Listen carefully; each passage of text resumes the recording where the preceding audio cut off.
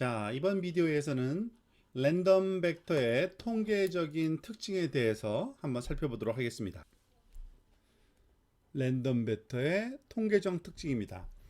랜덤 벡터의 통계적 특징은 벡터가 아닌 경우에 우리가 랜덤 변수인 경우에는 단일 파라미터에 관한 거였잖아요. 이제 벡터니까 여러 개의 파라미터인데 단일 파라미터 랜덤 변수일 때의 통계적인 특징을 확장한 개념이라고 보시면 됩니다. 즉 랜덤 벡터의 통계적인 특징에도 CDF 누적 분포 함수가 있고요. 그리고 확률 밀도 함수 PDF가 있습니다. 그런데 여기 앞에는 좀 색다른 용어가 붙죠. 결합. 왜냐하면은 joint라는 단어가 앞에 붙기 때문에 그렇습니다.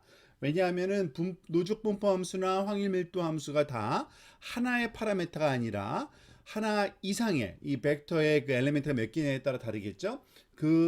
결합된 형태의 PDF와 CDF가 주어지기 때문에 랜덤 벡터의 통계적인 특징은 결합 누적 분포 함수 그리고 결합 확률 밀도 함수를 이용해서 정의할 수 있다라고 보시면 됩니다. 그리고 앞에서 했던 것과 마찬가지로 랜덤 벡터도 스칼라 확률 변수와 정의한 것과 똑같아요.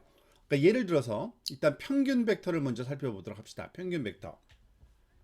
즉 x라고 하는 것이 이젠 더 이상 우리 스칼라 값의 하나의 벡터가 아니라 매트릭스 형태를 갖겠죠. 즉 벡터들이 모여 있는 그러한 소위 행렬 형태를 띌 건데 매트릭스, 그러니까 데이터가 랜덤 벡터를 표현하는 랜덤 벡터들이 여러 개 있는 거죠. 랜덤 벡터 하나하나는 x1, x2, xn 각각의 그러한 디멘전에 대해서 이게 표현한 거고요. 그것의 평균 벡터는 소위 확률 연속 변수의 경우에는 우리가 expectation 기대값이라고 얘기를 한다 그랬죠.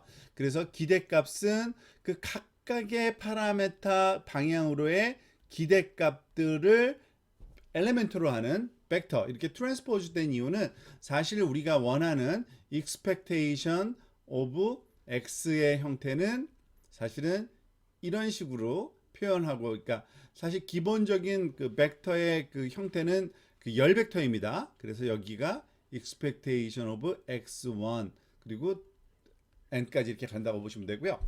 그러니까 결국엔 이것을 또 우리가 이런 노테이션을 쓸 수 있잖아요. mu1, mu2부터 mun까지. 그래서 mu1, mu2 해가지고 mu의 n까지를 엘리멘터로 갖는 요 벡터. 이게 결국에는 평균 벡터고요. 그것을 하나의 문자로 보통하면 mu라고 쓰는데 라이텍에서 이상하게 이게 굵은 할자가 안 되네요. 사실은 굵은 할자를 표현한 겁니다. 즉 우리가 벡터를 쓸 때는 똑같은 문자를 쓰긴 쓰는데 이렇게 볼드 페이스로 쓰려고 쓴 건데 여기서 잘 나타내질 않는 건데 이해하시기 바랍니다. 자, 이와 같은 평균 벡터를 갖는 거고요. 이제 평균 값이 아니라 평균 벡터를 갖는 거죠. 또 하나 공분산 이제는 행렬이 됩니다. 원래는 공분산 값이었는데 랜덤 변수일 때는, 근데 이제는 랜덤 벡터 확률 벡터일 때는 이제 공분산 행렬 형태를 갖게 돼요. 자, 그 행렬이 어떤 식으로 구성되는지를 볼까요? 기호적으로 먼저 살펴볼 필요가 있는데요.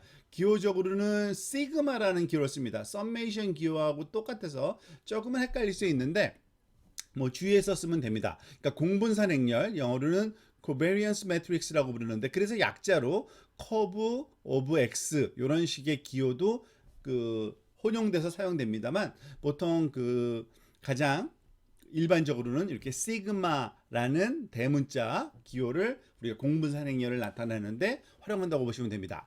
그리고 이 공분산 행렬은 어떠한 값을 구한 거냐면 사실은 또 다른 기대값인데 무엇의 기대값이에요? 우리가 이 벡터를 그냥 무시하고 한번 생각해 봅시다. 데이터 x와 그 데이터들의 평균값의 차이의 제곱에 소위 평균값이 사실 공분산 값이었죠. 마찬가지로 똑같은 형태인데 벡터로 바뀐 겁니다. 즉 주어진 데이터 벡터 x 빼기 이것도 평균 벡터입니다. 그것과 그 값에 트랜스포즈 한 것을 곱한 것. 그러니까 이건 제곱의 형태거든요. 벡터의 제곱은 이 매트릭스이기 때문에 사실은 이 형태는요 매트릭스 곱하기 매트릭스인데 그 제곱 형태라는 거는 사실은 이렇게 그 하나를 트랜스포즈해서 곱한 것과 동일한 의미를 갖습니다. 그것의 expectation, 즉 그 평균값 또는 기대값이라고 할 수 있는 거죠. 조금 자세하게 풀어서 쓴 게 바로 요 밑에 있는 겁니다. 지금 보시다시피 이 코베니언스 매트릭스를 우리가 그 각각의 엘리멘트 항으로 이렇게 풀어서 쓴 건데요. 즉 왼쪽 제일 위에 있는 이 첫 번째 항은 누구냐면 x1의 분산값이라고 보시면 됩니다. 즉 무슨 말이냐면 x1 빼기 뮤1 이것의 곱하기 x1 빼기 뮤1이니까 이것의 제곱을 한 거죠. 그죠? 우리가 잘 알고 있는 그 x1 값들의 평균값은 뮤1인데 그 평균값을 빼줘서 제곱을 해서 그 평균을 취한 것, expectation을 구한 게 사실은 분산이었죠. 사실 이 친구는 결국에는 1번 방향으로의 첫 번째 파라미터들의 평균, 그러니까 분산값이 해당되는 겁니다. 그리고 제일 마지막 거는 당연히 뭐겠어요? 오른쪽 아래에 있는 요 매트릭스 행렬의 요 부분도 결국에는 n번째 파라미터의 소위 분산이 해당되는 거죠. 그러면 나머지 오프 다이아고날, 즉 다이아고날 텀들은 각 특정한 방향으로의 뮤2의 제곱, 뮤3의 제곱 등등 해가지고 시그마 죄송합니다. 이것의 그 분산들이 여기에 들어가는 거고요. 그 오프 다이아고날은 해당하는 행과 열 인덱스에 해당하는 파라미터들의 공분산 값이 들어가는 겁니다. 예를 들어서 여기 다 표현할 수 없어서 제일 오른쪽 끝에 것만 한번 볼까요? 1번, 즉 1번 파라미터와 1번 파라미터의 평균값 빼기 차이를 누구랑 곱해줘요? n번째 파라미터와 n번째 파라미터들의 평균값의 차이를 곱해서 expectation, 즉 평균을 내준 게 바로 그 1번 방향과 n번, 그러니까 1번째와 n번째 파라미터의 공분산에 해당되는 거죠. 이게 바로 공분산. 그죠? 공분산. 그 1번과 n번에 관한 공분산입니다. 마찬가지로 이것도 똑같은 그 소위 그 대칭 형태를 갖습니다. 항상 공분산 행렬은 즉 n번과 1번 방향과 1번 방향과 n번 방향은 서로 똑같은 결과고요. 그 나머지 것들은 해당하는 행과 열에 해당 그 상대적인 그 두 가지의 공분산, 두 축의 공분산이라고 우리가 해석을 하실 수 있겠습니다. 자, 그러면은 이 공분산의 우리가 그 성질을 좀 알 필요가 있는데요. 이 공분산 행렬을 갖는 그 우리가 관심을 갖고 그 설명하는 이유는 이 공분산 행렬을 얻게 되면은 그 공분산 행렬 하나에 즉 이와 같이 주어지는 n by n 매트릭스 하나에 많은 그 소위 정보가 여기에 그 포함되어 있기 때문에 그렇습니다. 그래서 그걸 해석하는 방법을 좀 살펴볼 필요가 있는데요. 만약 xi와 xk, 그러니까 i와 k는 서로 다른 인덱스를 얘기하는 거죠. 그것에 대해서 xi가 증가할 때 xk도 증가, 즉 xi와 xk가 모두 증가하면 공분산 sub ik 값은 0보다 크다. 즉 이 오프 다이아고날에 놓여지게 되는 이 공분산 값의 그 위치 값에 대해서 예를 들어서 그 C1, 2 이 값이 0보다 크다는 얘기는 뭐냐면 그 x1이라는 값이 커지면 따라서 x2라는 값도 커질 경우에만 이러한 상황이 발생을 합니다. 즉 그 서브스크립트 i와 서브스크립트 k가 함께 증가할 때는 공분산 값이 0보다 크고요. 만약에 xi가 증가할 때 거꾸로 k번째 그 또 다른 k번째에 이미 한 그 인덱스가 감소라면 c sub ik는 0보다 작습니다. 즉 예를 들어서 여기 이제 밑에 있는 걸 한번 해볼까요? 즉 요거는 그 c1 n이 되겠죠? 1, 2니까 c2n이 되겠네요. c2n. 그리고 이게 뭐예요? 그 x2가 증가할 x2와 xn의 코베리언스 매트릭스인데 x2가 증가할 때 xn번째가 감소를 하면은 요 값은 어떻게 된다? 요거는 0보다 작게 나타날 수밖에 없다라는 거죠. 물론 이 값이 주어지는 거니까 요 값으로 이 플러스로 주어졌느냐 이것이 마이너스로 주어졌느냐에 따라서 서로 다른 그 두 개의 특정한 방향으로의 파라미터들이 어떻게 상관관계를 맺고 있는지를 우리한테 알게 해주는 겁니다. 만약에 xi와 xk가 무상관, uncorrelated라고 얘기하면은 그 얘기는 뭐냐면 서로 상관없이 변하는 거예요. i번째가 변하든 말든 그것에 전혀 상관하지 않고 그 k번째 파라미터 값이 변할 때는 c sub ik가 0으로 나타납니다. 즉 공분산 행렬 값이 0으로 됩니다. 그러한 특징이 갖고요. 요 세 가지의 의미를 여러분들이 잘 아셔야 되고요. 그리고 또 그 C sub ik, 그러니까 공분산 i번째 파라미터와 k번째 파라미터 간의 공분산 그 값이죠. 요건요. 엘리멘트니까요. 그것의 절대값. 크기는 누구보다 작냐면 i번째 그 파라미터의 표준 편차와 k번째 표준 편차 곱보다 작다. 요거는 이거는 그 수학적으로 그 정의로 그럴 수밖에 없게 나타나는 겁니다. 이러한 크기를 갖는다는 걸 알으셔야 되고요. 그리고 C sub ii, 즉 그 행과 열이 같은 거 그 위치는 어디입니까? 요 다이아고날 그 엘리멘트들을 얘기하는 건데요. 그 다이아고날 엘리멘트는 사실은 여기 이미 얘기했듯이 그 해당하는 번째의 분산값 시그마 ith의 제곱, 그죠? 그리고 베리언스 xi, 또 다른 표현 방법이죠. 즉 여기 다이아고날트는 그 다이아고날 텀들은 분산이고 오프 다이아고날 텀들은 공분산, 그걸로 채워져 있는 게 바로 공분산 행렬이다 라는 거를 여러분들이 잘 기억을 하고 계셔야 되겠습니다. 자, 이제는 그 공분산 행렬에 조금 변형된 그 소위 그 파라미터인 그 상관계수를 알아봅시다. 거의 똑같은데요. 이 상관계수가 사실은 그 좀 더 정량적으로 정확하게 그 소위 상관도를 표현하는 숫자를 갖고 있는 그러한 행렬이기 때문에 요거를 우리가 관심을 더 갖는 경우가 많습니다. 예를 들어서 두 개의 확률 변수 x와 y의 공분산은 기대값 연산자를 사용하여 다음과 같이 정의할 수 있다. 여기서는 y라고 이렇게 표현했는데 그 x 자체를 얘기하는 겁니다. 즉 이거는 조금 그 잘못된 거고요. 즉 x 자체가 우리가 알다시피 x1부터 x2 뭐 xn까지 주어지는 그러한 n개의 파라미터들로 구성된 그 일경우의 공분산을 얘기하는 거고요. 그래서 앞에 썼던 그 공식 그대로 쓰면 이렇습니다. 공분산 행렬이 요거였죠. 시그마라고 쓰고 expectation x 빼기 뮤 곱하기 x 마이너스 뮤의 트랜스포즈를 그 곱한 것의 기대값이고, 그것을 풀어서 쓰면은 사실은 요거는 그 연산이 가능합니다. 그 x와 x 트랜스포즈의 곱셈 빼기 뮤와 그 x 트랜스포즈, 그리고 그것의 똑같은 계산이 또 되겠죠. 그 x 트랜 곱하기 그 뮤, 그리고 뮤 곱하기 뮤 트랜스포즈. 그래서 그걸 풀어서 쓰면 이렇습니다. 네 개의 이런 항이 나오겠죠. 그런데 알다시피 expectation of x는 다시 뮤 값이고요. 그리고 요거 트랜스포즈 값도 뮤 값이니까 결국에는 뮤 곱하기 뮤 트랜스포즈 값이 이렇게 서로 하나가 상쇄되고 하나만 남아요. 그래서 이 expectation of 그 x와 x 트랜스포즈 빼기 뮤 곱하기 뮤 트랜스포즈, 요렇게 우리가 표현할 수가 있습니다. 즉 이 그 첫 번째 항을 보통 자기 상관 행렬이라고 불러요. S라고 표현했는데요. 그러니까 셀프 그 소위 correlation matrix의 약자로 이렇게 S라고 쓴 건데요. 이거는 그 우리가 잘 알고 있는 그 expectation 값, 그 두 개의 그 파라미터들과 자기와의 곱셈으로 x와 x1, x1과 x2, x1과 xn 이렇게 해서 그 파라미터 그 각 그 소위 엘리멘트별로 곱한 것의 그 기대값의 행렬이라고 보시면 되고요. x 곱하기 x 트랜스포즈의 expectation이니까.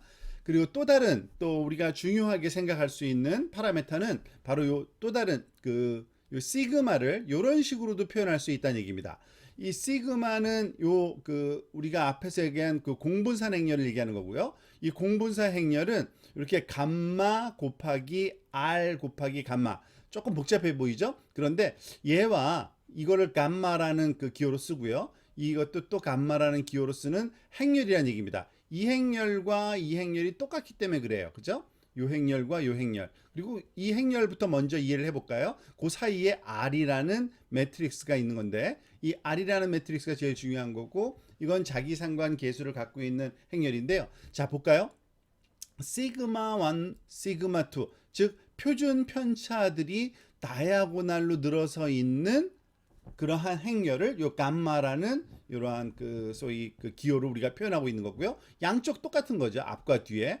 그것에 곱해지는 이 행렬, 그 소위 자기상관 행렬이 어떻게 생겨 있냐면 아니 상관계수 행렬이죠. 죄송합니다. 상관계수 행렬이라고 그러는데 이 릴레이션을 이 다이아고날 텀에는 이제 분산이 아니라 1이 들어가 있습니다. 당연히 얘와 곱해지면은 시그마 1, 시그마 1 제곱해가지고 사실은 여기에 그 분산이 들어오는 건데 그래서 시그마가 그렇게 표현된다는 얘기입니다. 그리고 여기 있는 low라는 그 소위 그릭 문자로 표현된 low sub 1 to low sub 1, 3, low sub 1 n까지 여기에 있는 이 오프 다이아고날 텀들은 이제 그 공분산이 아니라 상관계수 값들이 여기 들어있는 겁니다. 여기에는 상관계수 값들 상관계수는 그 각 파라메타의 그 방향마다 다 조합마다 다 있을 수 있겠죠. 물론 이것도 이런 대칭형 그 매트릭스를 구성하게 될 겁니다. 자, 요거를 조금만 더 우리가 한번 같이 살펴보고요. 자, 이때 그 감마는 보통 그냥 특징들의 스칼라를 포함한다. 무슨 그 소위 우리가 잘 조금 전에 얘기한 것처럼 그 소위 표준 편차 매트릭스고요. 표준 편차 행렬이라고 보고요. R이라고 하는 것은 특징들 간의 근본적인 관계 정보를 보유하고 있으므로 아주 편리한 수식이고 이거를 코릴레이션 매트릭스, 즉 상관 행렬이라고 부릅니다. 즉 그 각각의 특징들의 방향성에 따라서 어떠한 상관도가 있는지를 정확하게 표현해주는, 물론 오프 다이아고널이죠. 자기 자신에는 상관도가 제일 높을 수밖에 없으니까 그 다이아고널 텀은 1이 있는 거고요. 나머지 오프 다이아고널은 서로 다른 축들 간의 그 상관도를 표현한다고 보시면 됩니다. 그래서 그 공분산항들의 그 값과 상관계수 값을 다시 한번 비교해 보면 이렇습니다. 이거는 이미 알고 있는 식이긴 한데요. 우리가 공분산 값 i와 i번째 자기 자신의 그 공분산이죠. 그거는 자기 자신의 분산 값에 해당된다고 얘기했죠. 그럼 서로 다른 축 i와 k번째 서로 다른 방향으로의 데이터들의 공분산은 어떻게 돼요? 그 low ik 이게 바로 i와 k 사이의 그 코릴레이션 코에피션트죠. RR이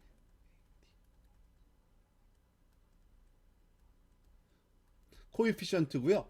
요 시그마 i와 시그마 k sub k는 i와 k 방향으로의 각각의 그 표준 편차입니다. 그죠? 표준 편차, 스탠다드 디비에이션, 그죠?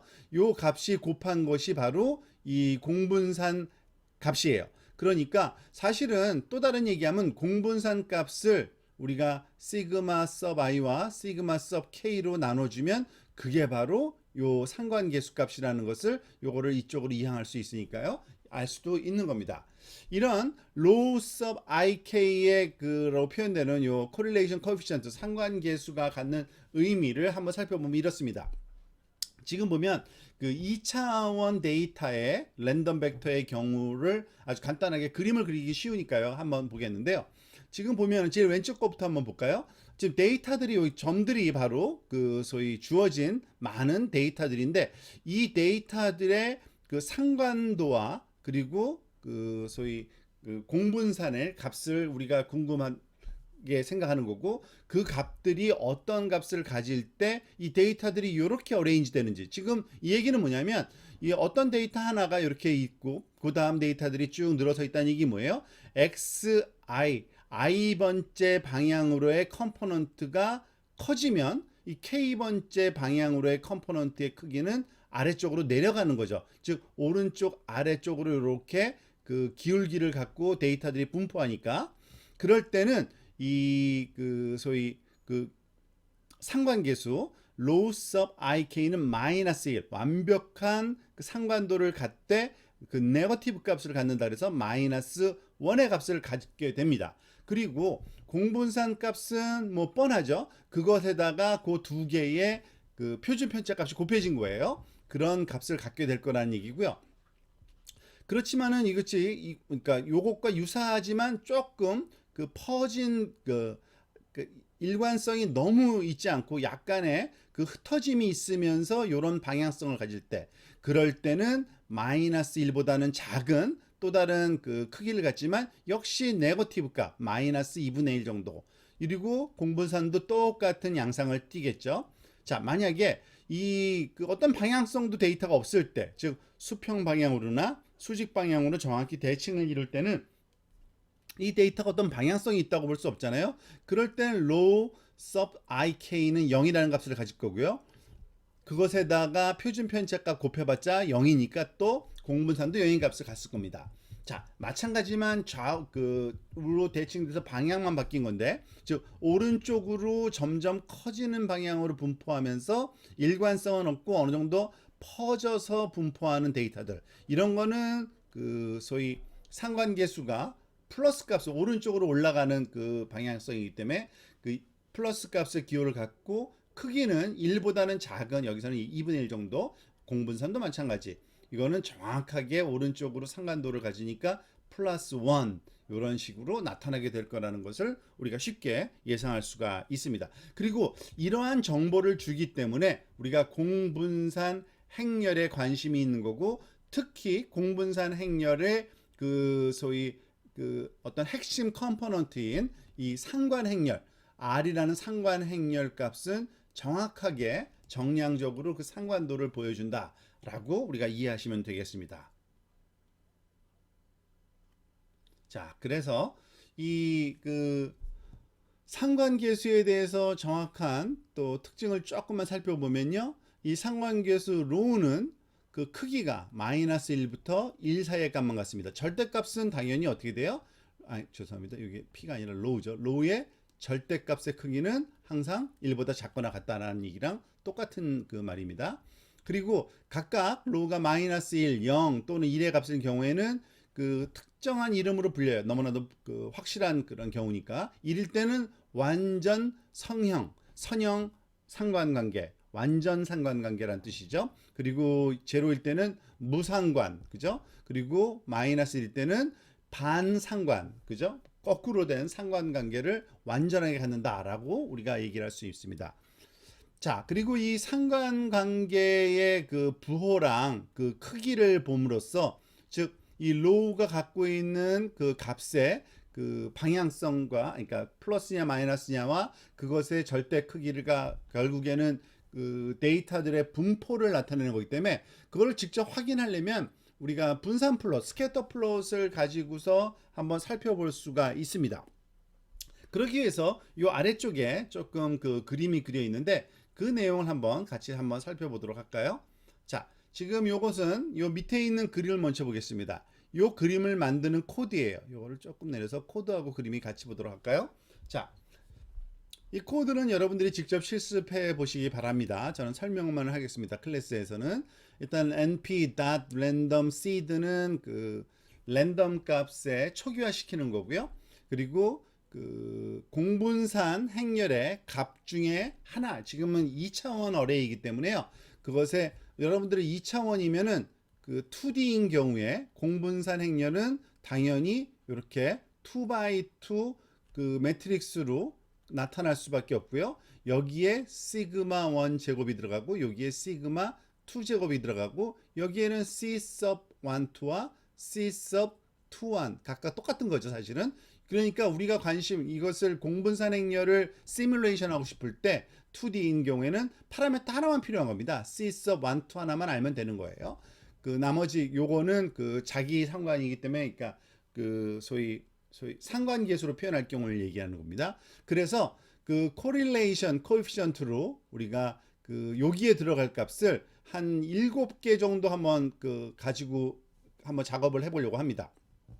무슨 말이냐면 여기에 들어갈 값이 마이너스 1, 마이너스 0.7, 마이너스 0.3, 0, 0.3, 0.7, 1. 그러니까 7개의 값을 놓고요. 이걸 가지고서 소위 그 공분산 행렬에 이렇게 주어지는, 즉 요거는 그 공분산 행렬이고요. 지금 우리 그 소위 상관 행렬을 표현하면은 이런 겁니다. 상관 행렬을 표현하면 1, 1이고 여기에 마이너스 1, 마이너스 1인 것, 또는 1, 1이고 여기에 마이너스 0.7, 마이너스 0.7인 것.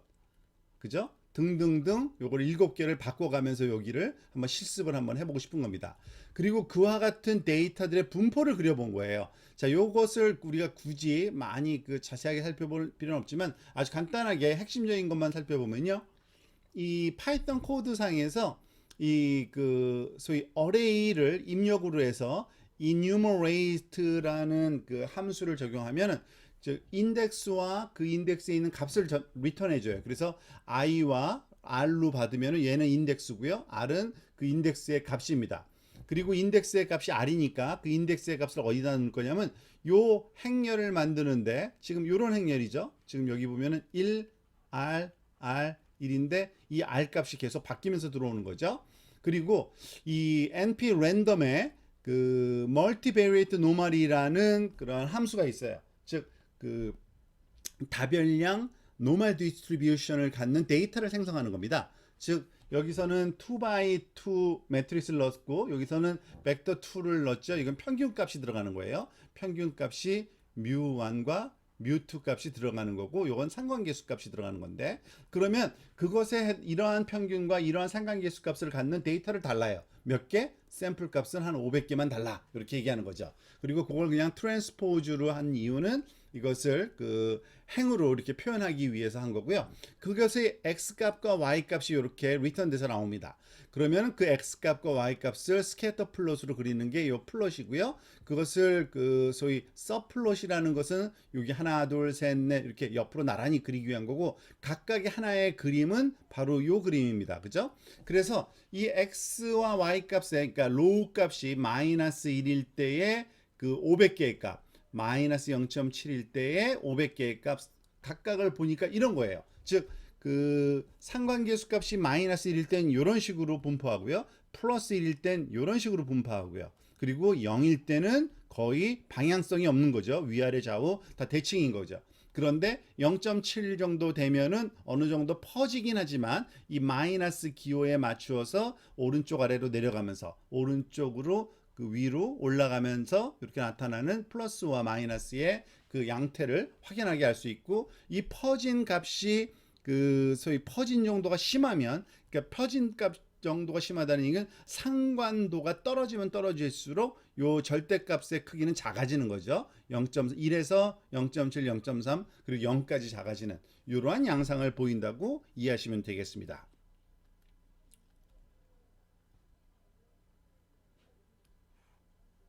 자, 그러면 좀 더 실질적인 예를 하나 우리가 같이 풀어보도록 합시다.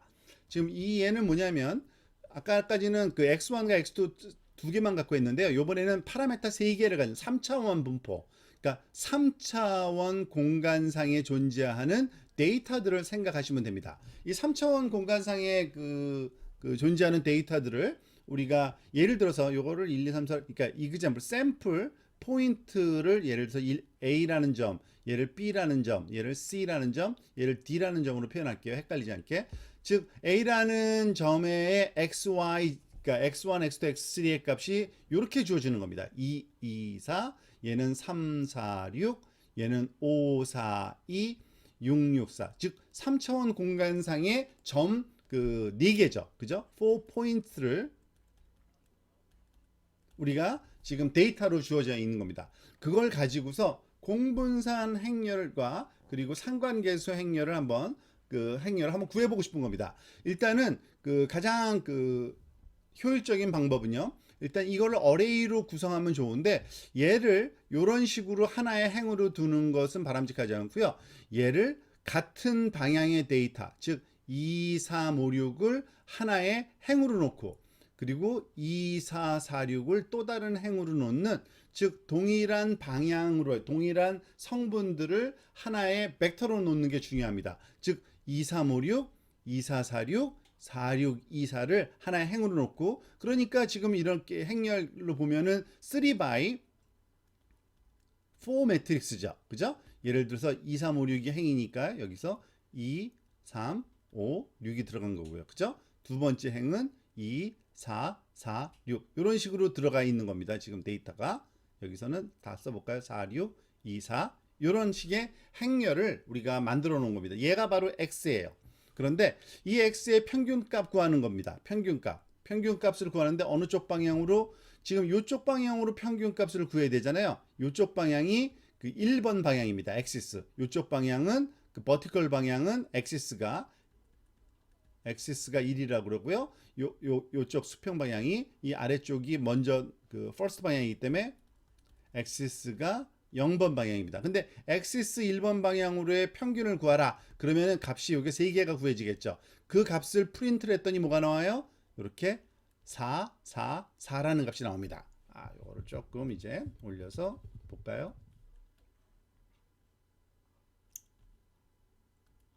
자, 그래서 평균값을 구한 후에 이 평균값을 모든 데이터에서 빼주고 그것을 우리가 xdiff라고 놓는 겁니다. 뭐 이거는 앞에서 봤던 그 공식을 얘기하는 겁니다. x 빼기 뮤를 얘기한 거고요. 그죠? 그리고 그것을 곱해주는, 우리가 이것과 x 마이너스 뮤의 트랜스포즈를 곱하는 게 있었죠. 그 공식이 바로 요겁니다. 그리고 그것을 dot 프로덕트 취한다는 게 바로 곱셈을 말하는 거기 때문에 이 두 개의 곱셈이고, 그것에 그 dot 프로덕트 취하면은 곱해서 그 모든 값이 그 누적된 상태에서 그거를 그 평균 값으로 나눠줘야 되잖아요. 그래서 4로, 그러니까 그 샘플 개수로 나눠준 겁니다. 그게 바로 코베리언스 매트릭스예요, 사실은. 그죠? 그래서 그 코베리언스 매트릭스를 한번 구해볼게요. 디퍼런스는 계산 그 편의상 한번 우리가 살펴본 거고요. 이 코베리언스 매트릭스만 한번 볼까요? 코베리언스 매트릭스 살펴보면 2.5, 2, 요거는 그 분산이죠. 그 각각의 1번 방향으로의 분산, 2번 방향으로의 분산, 3번 방향으로의 분산이고요. 얘는 1, 2의 코베리언스, 1, 3의 코베리언스, 얘는 2, 3의 코베리언스, 얘네들은 당연히 대칭으로 나타나겠죠.